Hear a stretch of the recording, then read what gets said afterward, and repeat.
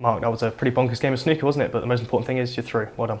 Yeah, for sure. At one stage it looked like it was going to be a comfortable win, and then all of a sudden it got a bit edgy towards the end. But yeah, happy overall with how I played, you know. I missed one or two and I played a couple of poor safety shots, but over a best of 19 you're going to get that. But yeah, the last frame I was quite pleased the way I closed it out, you know, because Ryan was looking strong towards the end. Yeah, nerves are still with that break at the end. Yeah, I had a decent break, but I mean, I felt comfortable in my chair. I mean, the two frames before that, I didn't really have a chance.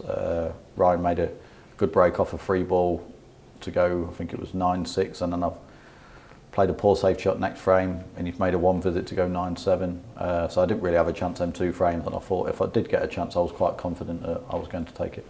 You know that in this tournament you're going to be playing a top quality player, top 8 players of the season.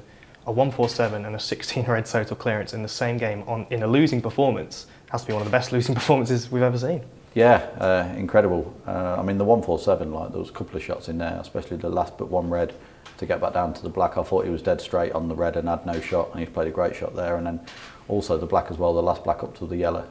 I mean, I spoke to him at the interval saying, did he have to play it with a bit of side? And he said he did, so which makes the shot even harder. And he said to me, he said it was a fluke. He said it was one of them where it's probably the chances of potting that with like check side to widen the angle. But no, every credit, you know, it's a fantastic break, and as you say, even the break with the free ball as well was a great break as well. And how did you deal with that momentum shift after the 1-4-7? Because you'd have thought Ryan would have potentially kicked on from there, but it was you. I think you were 8-2 up eventually at one point.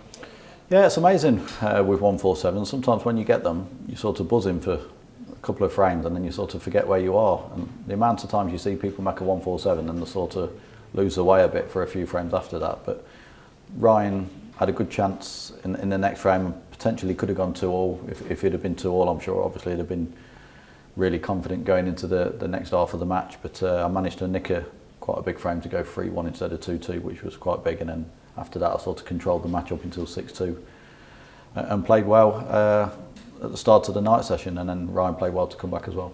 It's the time of the season now where we're playing best of 19 as a minimum. Do you think you get an advantage over the players that aren't in this tournament in the lead up to the Crucible?